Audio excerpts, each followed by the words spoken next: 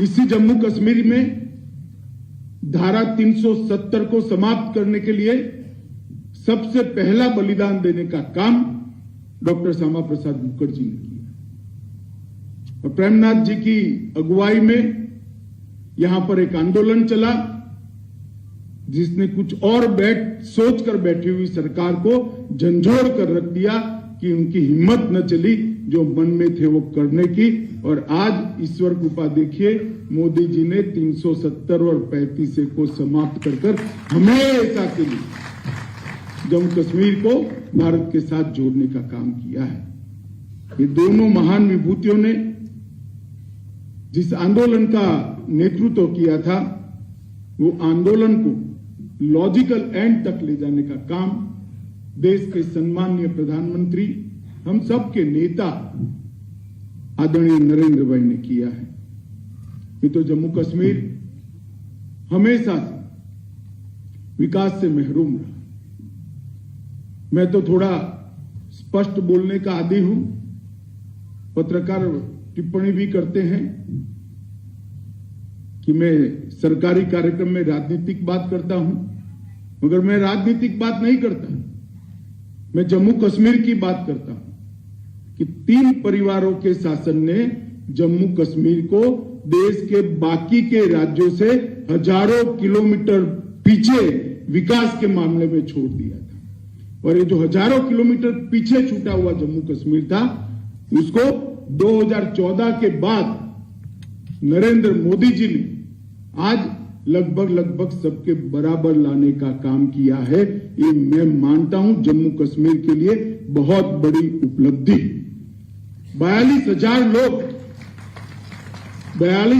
लोग जम्मू कश्मीर में आतंकवाद की भेंट चढ़ गए थे और दिल्ली में किसी के माथे पर जू नहीं रहे।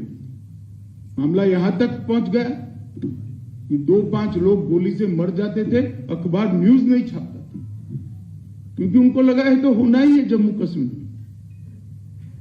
आज मैं बहुत संतोष के साथ कह सकता हूं, मोदी जी के नेतृत्व में आज सुरक्षा बलों का संपूर्ण प्रभुत्व आतंकवाद पर आज दिखाई पड़ता है और जम्मू कश्मीर को सुरक्षित करना बहुत बड़ी उपलब्धि।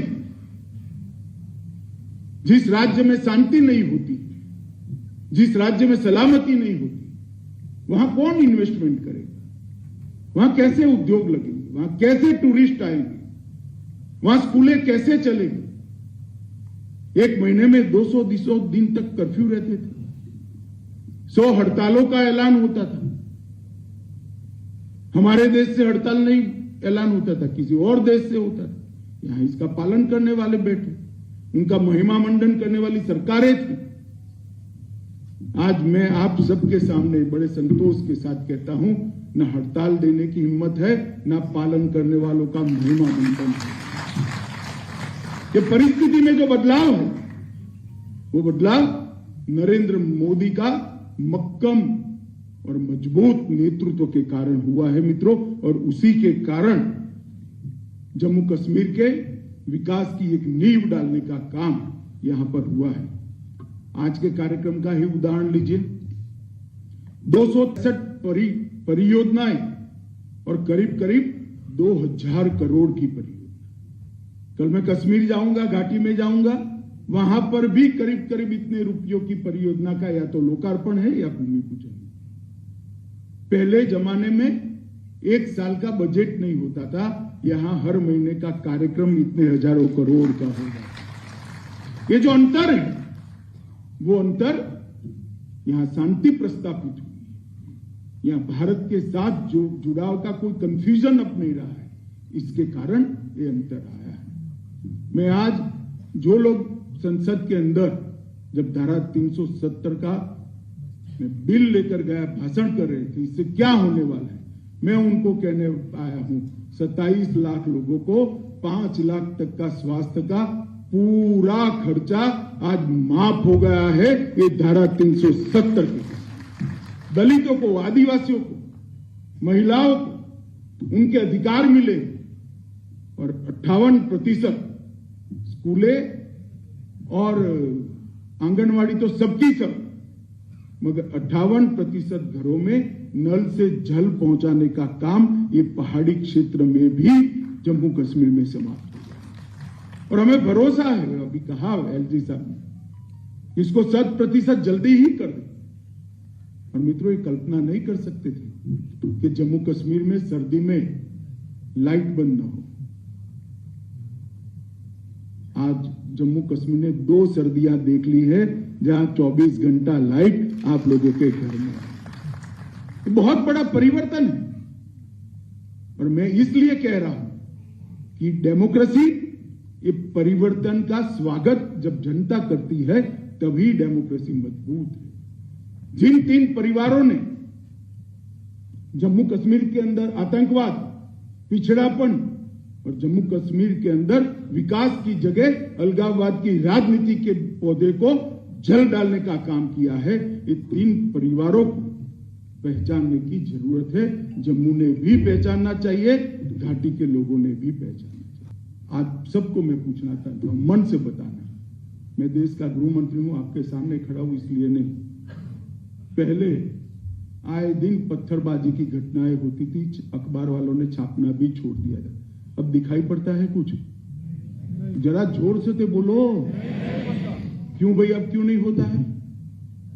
मोदी सरकार है।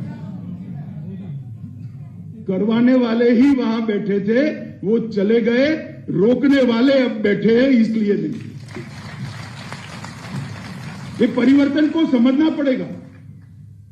ये परिवर्तन जब तक हम नहीं समझेंगे कुछ नहीं होगा। वही हुर्रियत है अभी, कुछ नहीं होता सर।